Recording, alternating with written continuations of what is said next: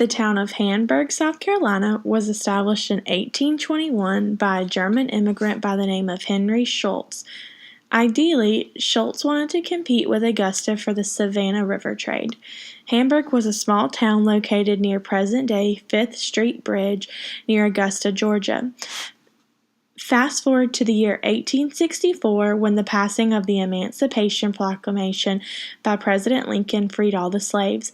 Many decided to make the town of Hamburg their home. African Americans were said to have flourished in the small town. However, with the rise of the Ku Klux Klan and resentment of the whites against blacks in the South, the good times were short-lived. With tensions brewing in the South, many white natives felt as though they had to take matters into their own hands when dealing with race relations. These actions led to the deaths in the South, one specific event being the Hamburg Massacre, which took place in July 1876 and is known to be a key event in South Carolina history. On July 4, 1876, Henry Getson was riding through the town of Hamburg, and an African-American militia was marching in a parade in honor of Independence Day. Getson ordered Doc Adams, who was a militiaman, to part the way for him to travel through because he always traveled the same ruts. Once he passed through, the men swore a complaint to the office of Prince River, and Adams was made to appear. White natives of a local rifle club caught word of such events and decided to rally together and handle the situation themselves. The white mob was made up of about 200 men. The goal was to disarm the militia and many others at the event as well, to instill fear and support white supremacy. Upon the mob arrival, the African-American militiamen went into hiding, afraid of what was to come. The militia took cover in a nearby armory in the Sibley building, which would soon be surrounded by the white militia. The mob was to have said, "This is the beginning of the redemptions of South Carolina." At some point, there were fires shot, and a local farmer, Meriwether, was killed. After many hours of shooting, the black militia knew that they were outnumbered and suffering with little ammunition left, and with the word of a cannon being brought into the scene, some militiamen slipped off into the night, and as a result, the first 2 African American casualties occurred, including the town marshal James Cook.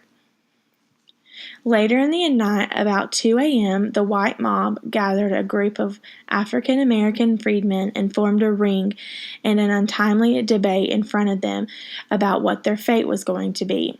In this specific case, the white males shot 4 of the blacks one by one, while others fled for their lives in efforts to escape. The 4 killed were Allen Attaway, David Phillips, Hampton Stevens, and Albert Miernart. The white mob then proceeded to wreak havoc on the town and destroyed many local businesses and homes. On July 8th at 4, the militiamen showed up to testify.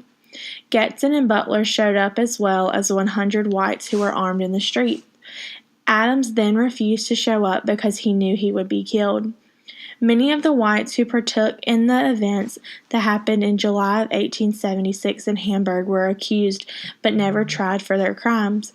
One of these men was none other than the former South Carolina governor, Ben Tillman. One quote from the Attorney General of Allen, South Carolina was, "In the facts shown, the demand on the militia to give up their arms was made by persons without lawful authority to enforce such demand or to receive the arms had they been surrendered.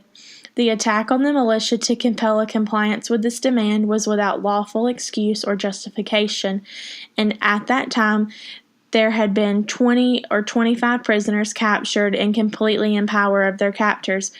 5 were deliberately shot to death, 3 more severely wounded.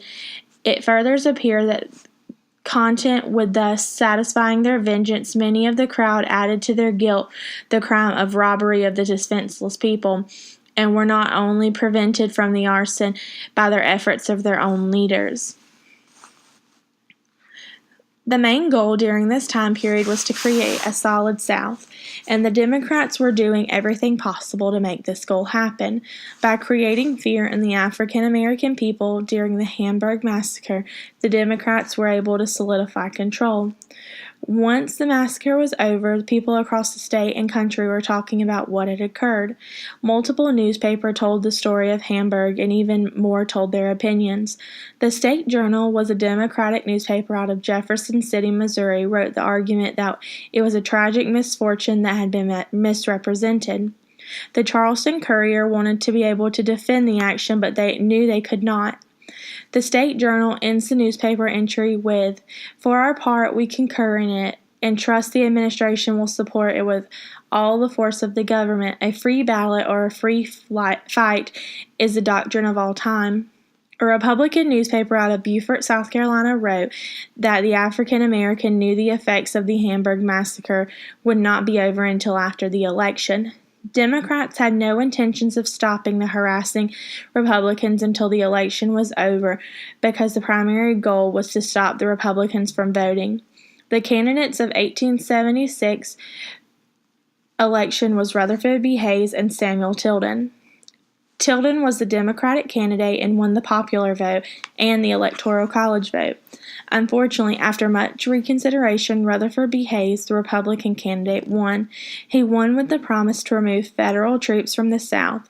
This allowed the South to control the government without any influence from the other government. In the end, the Hamburg Massacre provided African Americans with more resistance, but in 1916, the Meriwether Monument was presented in present-day town North Augusta, where George Avenue and Carolina Avenue split. The marker was in memory of the only white man, Thomas McKee Meriwether, who was killed during the Hamburg Massacre. This monument, like many others in the South, still stirred up mixed feelings and became controversial in the town's education, but was not talked about until 2016. It only took about 1,000 years to finally have a marker dedicated to the 8 African Americans that lost their lives in the events taking place on July 1876. This marker is on the corner of Barton Road and Boylan Street. Tragedy struck the town of Hamburg again in 1888 in flood form. Today, the town of Hamburg is desolate and even more known to be part of North Augusta.